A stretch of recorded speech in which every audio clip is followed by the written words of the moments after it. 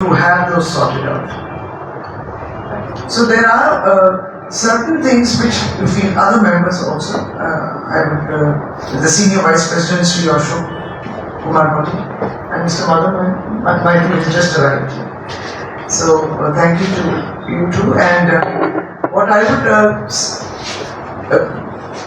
I don't know how much of the background I have to actually elaborate regarding West Bengal and that being the fourth largest state in India vis-a-vis the economy, if you take into consideration the economy.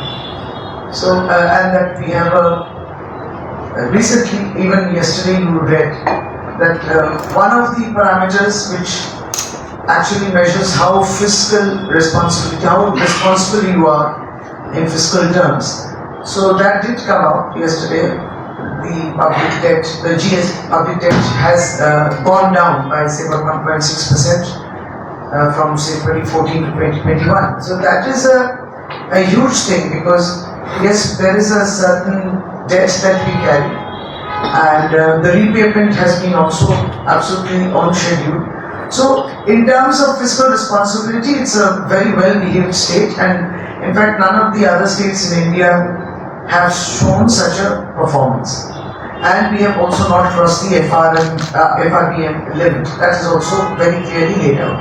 Now, having said that, in certain difficult circumstances, we also have worked on this. So, in West Bengal, if you look at the connectivity, I mean, just look at the situation. People used to run after Bengaluru. Now, look at the situation in Bengaluru. You have developed so many, you have so many companies, the IT is all developed, the connectivity is practically flooded. And all those big companies, I don't know how they would face that.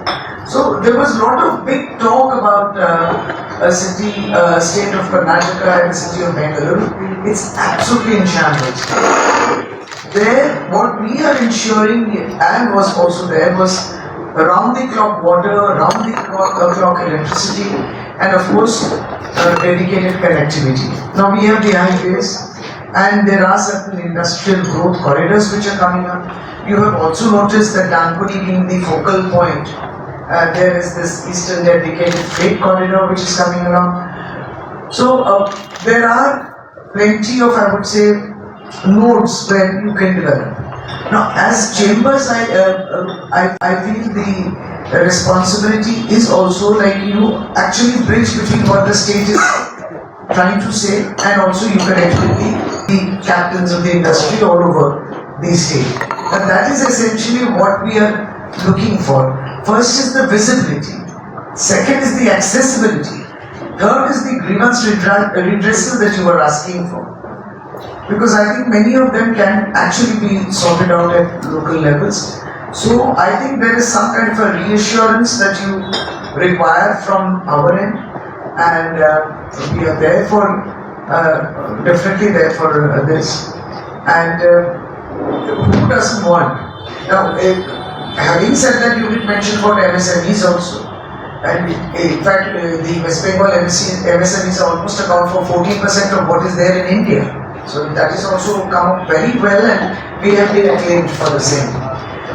So traditionally there have been traditional industries, typically iron and steel. But there have been also families for generation who have been in Bengal and who have invested in Bengal and generations. You know, that is the, I think, the relationship we have with many generations. But there are also new thoughts coming in. And you know, it is a dichotomy situation, because the moment we say that should it be labor intensive, we will obviously look for a labor intensive industry, then that it has to be a big industry. Because due to modernization and due to the new machines, obviously, you know, there is a reduction in the number of skilled or unskilled people that you would actually require to run the industry. That is also, so there is a dichotomy. I am looking for a labor, we are all looking for a place where we can intensely employ a lot of people. But at the same time, modernization has reduced that fewer people can do that job. But having said that, the important thing is the perspective.